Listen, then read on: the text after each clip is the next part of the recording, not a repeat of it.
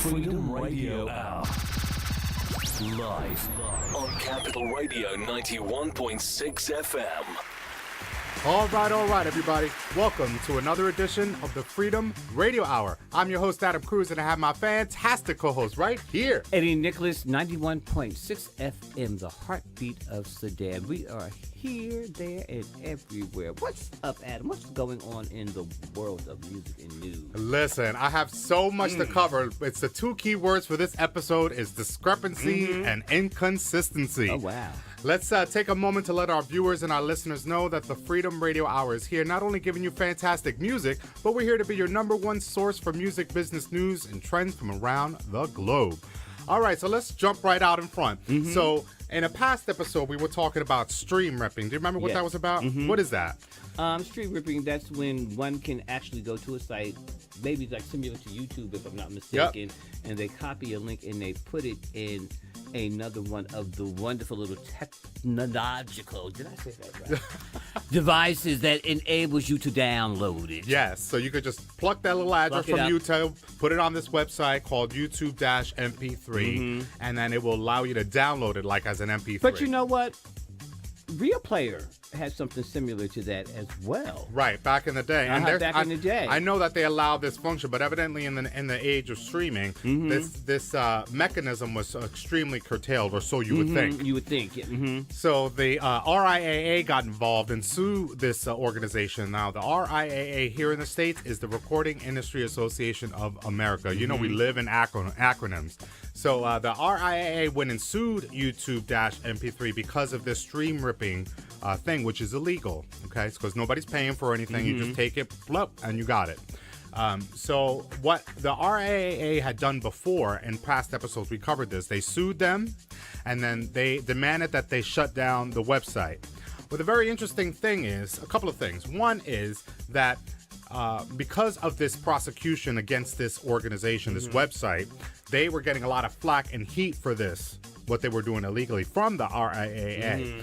So as a way to relieve the pressure, the legal pressure that is, what this outfit has done is relinquish their entire website, the insides, the mechanisms, and the domain, and they've handed it over to the RIAA. And so what the RIAA will do now is shut it down. Now, question, just for clarity so people understand. The YouTube that you're talking about is in no way connected with the mega monster YouTube. No, this is okay. So because, what I'm talking about is is take for granted. You're saying YouTube. Well, why is YouTube being sued when that's a service that they offer? So just just for clarity, yes, you said YouTube. That's a good point. So what I'm referring to is an illegal website called YouTube-MP3.org. Okay. All right. They exist to allow the user for free to take from YouTube, the juggernaut, whatever video or music that you're listening to or watching, you can copy the little address where if you click, that's where it appears, and put that onto this illegal website, and then it converts that into a downloadable product. So now this allows people to create MP3s from it. Yeah. And so you and I have talked in episodes prior how people don't really care about the quality issues that might be, as long as they have it, because most of us are listening through our phone, right? So the RIAA has been sort of touting themselves as having this big win over YouTube-MP3.org because they're saying for the artists, and they're fighting against piracy. But the most interesting thing that the findings have come out to say is that while YouTube-MP3 relinquished their website to RIAA, there's dozens of other websites that are still in existence that essentially do the same or similar things to allow you to illegally obtain material. And what stops these same gentlemen that relinquished all of that from saying, well, you know what, hey, we're going to go over here, change the name, put a different face in front of it, call it something else, and put it back out there. And so the big debate becomes, Eddie, and I want to get your thoughts about this. Are we, and I'm saying we as a music industry, we, if we're in support of RIAA and what they do, are we winning the battle and losing the war? Ooh. I think it's a stalemate, to be quite honest. Why do you say that? And I say stalemate because the artist is still not the one reaping the cream. You know, everyone else is still getting that why the works that we do are still being chopped up and disseminated against the parties that are putting said material out. Right. Whether it be the agencies that represent us, BMI, ASCAP, CSAC, any of those organizations, the ones that work with the digital music, sound, what is it, SoundCloud, Sound Exchange. Yes. You know, all of those inferences, because they still have capital that they need to run their organizations. Well, I'm hearing a very valid point that I didn't even consider until right now. Thank you for bringing it up.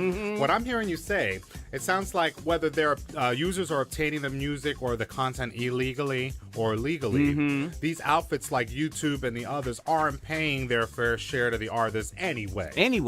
So whether it's illegal or legal, the artist is still getting the short end of the stick, right? RIAA, in response to this, will say, well, what we're doing is combating piracy by completely marginalizing or reducing or completely removing the need for these websites to exist by continuing this fight, because we're fighting for you, the artist. But you and I side-eye that because we see that while they're quick to fight and spend all these resources and money, because it takes money and time to fight YouTube-MP3.org, an illegal site, but there's dozens behind them. So are we really winning?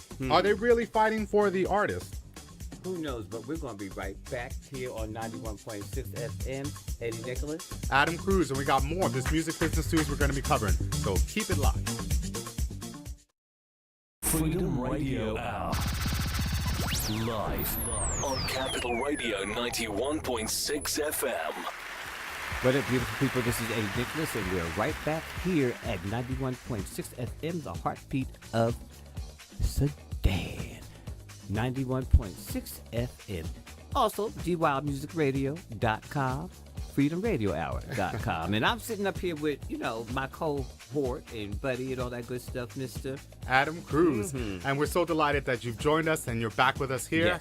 Yes. Before we broke, we were talking about the goings-on regarding the RIAA, that's the Recording Industry Association of America, suing stream-ripping sites. That's like a illegal website that allows you to take YouTube clips and make little personal downloads out of them, okay? But what we were making was this great point about how sometimes these organizations, in the name of fighting for artists, are spending a lot of time and resources to sue and shut down these illegal websites, but there's dozens and dozens of more that exist. And Eddie was making this great point about how whether it's obtained illegally or legally, the music is available everywhere, and we still, the artists, are getting the short end of the stick. Yes. Now, I started to talk at the beginning of the episode about the keywords. Today's episode is inconsistencies and discrepancies.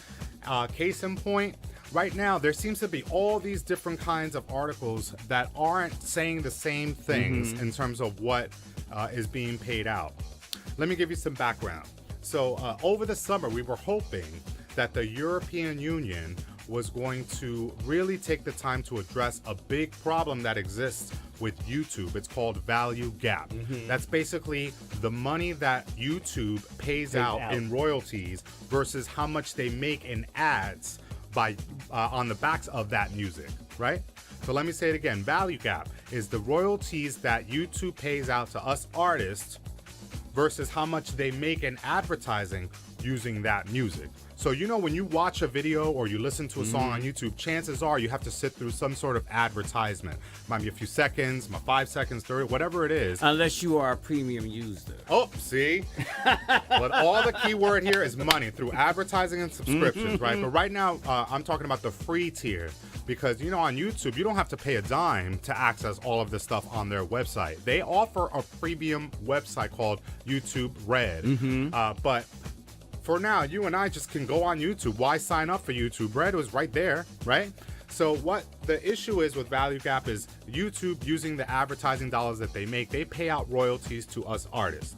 But they make a lot more from the advertising of said music. To be able to pay out what they pay out. Right.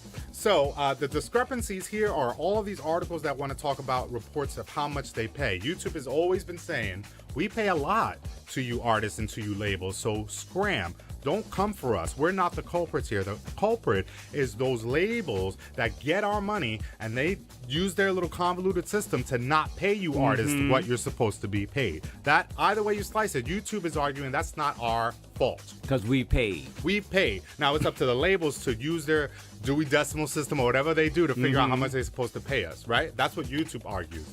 We say, correct, you're right. There is a convoluted, overly complex system that is not transparent that we need to address. But separate from that, YouTube, you guys evidently, one article says that they pay roughly $1 per 1,000 streams. And you know, when you think about that, I'm like, well, daggone, my song has to be played 1,000 times just in $1 to get $1. Let me say that again. If you're an independent artist, forget if you're signed to those big three labels. I'm talking about Warner, Universal Music Group, or Sony, right? And also don't forget to throw in, again, BMI, CSAC, and ASCAP, because they're supposed to be responsible and holders of the performance. Sure that the performances, that your royalties come to you as well. Right. So there's a big problem here. So different articles are saying different things. One article says YouTube pays $1 per 1,000 streams. Another article says it's more like $1.50 per 1,000 streams. Another article says it's more like 60 cents per 1,000 streams. Either way you slice it, it's a paltry amount. It ain't when you no compare. sense. Right. It makes no sense. On the flip side, Apple Music and Spotify, which is often compared in these articles, are paying roughly around $4.50 to $7 for 1,000 streams. But that's still crazy, because $2,000 only gives me $14. Yeah. 2,000 streams get you a whole $14. It makes no sense. No, it doesn't. And the reason why we're talking about not CNTS. Yeah. What's the other one? SENSE and CENTS. Yes, it doesn't make sense or sense. You're right. The big thing that puzzles me is how come we can't get definitive information about basic pricing information. Why is there this discrepancy where one study says it's $1 per 1,000, the other one says $1.50, the other one 60 cents? That tells me two big things. It's not transparent, and it's too complex. And it's not universal. It's not universal. And we talked in prior episodes why that is. Why is that? Because not every legal team is the same. So one has more savvy than another. One has a better relationship with the courts than the others. And so the decisions. Finagle. Yes, the decisions are made in favor of or in favor of certain outfits and not on the others. It's not an even that playing put forth field. The best data and the best stories. Well, this is a big problem because Spotify has been sued because of one of these problems about what they pay out. Performance rights versus mechanicals. Well, let's take one more break. When we come back, we'll discuss that. And then I'm dying to ask Eddie about a recent talk he attended with actor Lorenz Tate and what he was talking about. I think it's important to know. Keep it locked right here on the Freedom Radio Hour. 91.6 FM, the Heartbeat of Sudan. And DWildMusicRadio.com. Come back. Freedom Radio Hour. And we're back live on Capital Radio 91.6 FM, the Heartbeat of Sudan, and on the web at DWildMusicRadio.com. You're deep in the zone right here on the Freedom Radio Hour. We're your number one source for music business news and trends from around the globe. I'm here with my fantastic partner, Eddie Nicholas. What up, beautiful people? Welcome back to 91.6 FM, DWildMusicRadio.com. You were perfect up until that. Sorry, Juice. You know I love you, brother. I love it. So I need to get right down to it. You know, Spotify is one of the biggest streaming services that exists right now. Spotify, Apple Music, Tidal are very, very large right now in the States and around the globe. But Spotify is getting into a little trouble because of this lawsuit that's been filed against them. You see, when you are listening to certain streaming services like Pandora or iHeartRadio, that is considered non-interactive streaming. So for that, those outfits, those organizations pay what's called performance rights. Okay, that's to allow you the ability to listen to the music, but you can't switch between songs. You just have to listen to what they have. It's like the radio. Okay? Also like typed in elevator music. Exactly. You can't really change or make choice. You could just listen. Or in bars when they have that music. Yes. Okay. So that's what Pandora and iHeartRadio are like. But when you're talking interactive streaming, that incorporates two things: the performance rights that I just said and mechanical rights. Why? Because you're reproducing and distributing. Because on the phone right now, even through Spotify, you can opt to download that material if you wish from the phone. You can't do it from the computer, but from your phone, Spotify and other services like it allow you the opportunity to download. That means you could offline it, have the music available offline. So this lawsuit has been filed against Spotify for this particular argument. Okay, clarity. Yep. Offline, so that means I can Taking it download off- it without purchasing it. No, well, because for Spotify you have to pay your $10 a month or whatever. Okay. But that's for streaming. But because from your phone you're allowed to download the material from Spotify, that changes from paying out to performance to paying out for performance rights and mechanical rights, something that Spotify does not want to do. So the lawsuit says, hey, Spotify, we notice that because you allow this mechanism where from your phone, Spotify users can download the material onto their phone or to some other offline way, they're saying that means you have to pay twice. And because you're not doing that, you're treating it just like performance, like a Pandora, we need to sue you for that. Because when you're doing that and you're not paying for the mechanical, it's like akin to a Napster. You know, Napster was available and they didn't pay nothing. In other words, the mechanical right for them to sell the product. Well, because there's this opportunity to download it. It's not just streaming like the Pandora way. You can stream and download it. So the lawsuit says that because you allow this feature, Spotify, we're suing you because we notice you're only paying the performance rights, treating yourselves like you're Pandora. When in fact, you need to pay performance rights and mechanical rights, right? So Spotify's like, wait, hold up. We don't treat streaming that way. Therefore, we're not going to pay both. We're only going to pay the performance rights. And they took offense to this, the lawyers insinuating that they were like a Napster type website. They were very miffed. They said, we have nothing to do with Napster. We're not like that. But this makes a really interesting point. The lawyers also said, oh, okay. What we noticed, though, is that you have settled cases where it forced you to pay mechanical rights. So is it that you're not supposed to pay mechanical rights, or you settled? In other words, there's a discrepancy about Spotify's position. Why would you settle out if you weren't just going to stick to this argument that you're not to pay for mechanicals, And just see, performance? as a good lawyer, they were able to prove that mechanical rights were already paid out by this Through these settlements. Through settlements. Right, so Spotify replies to say, look, overseas, it's much easier to pay because of the systems when you're talking about these two things, mechanical and performance. In the US, however, it's a much more convoluted, complex system, so we don't pay that. The lawyer said, aha, so that means that you're aware that there's a difference between overseas and the States, and you have settled, which means you've acknowledged that you've had to settle and make payment out around mechanical rights. And they were able to capitalize off the loopholes in foreign markets. And I'm telling you that this is going to be a big problem in the future. If we were going to make any prediction, a big prediction in coming months and coming years will be that streaming, as we know, is coming up and up and up in terms of the income. And we're doing away slowly but surely with downloadable items, meaning the mechanical rights. So we got to be careful because these juggernauts are willing to remove the need to pay mechanical rights, mechanical royalties to us artists, because they will argue that very point. And that we've already paid into whatever it is we were supposed to pay into. Exactly. So you go get the money from whoever took the money from us. And they know that they can't exist as a non-interactive streamer like Pandora now, because Pandora's in a lot of trouble trying to stay afloat, and other outfits like them. They're not going to, arguably won't be able to exist in the coming years because there is this need to have interactivity around streaming. You don't want to just sit through like the radio. That's one option, yes. But you oftentimes, especially if you're paying your $10 a month, you want to be able to choose the songs,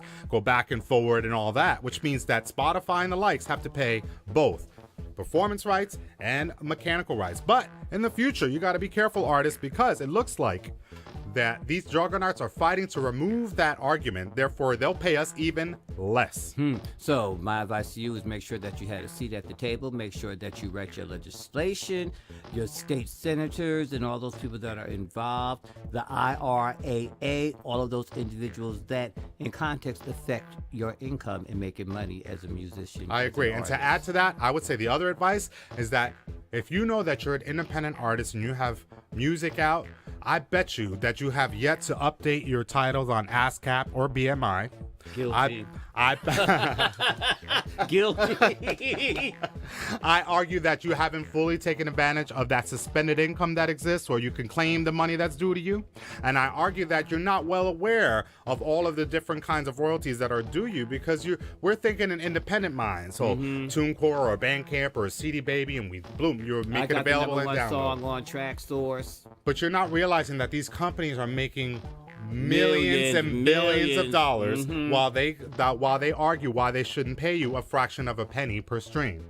That's all the time we have today, but check us out, because in future episodes we're going to be breaking down even more of these discrepancies. Why? Because I think through that tunnel of fogginess there is clarity, because we're here to remove the fog. Thank you so much for tuning in. Make it your business to visit EddieNicholas.com, DJAdamCruz.com, and FreedomRadioHour.com. And also download our free app for Android and iTunes users.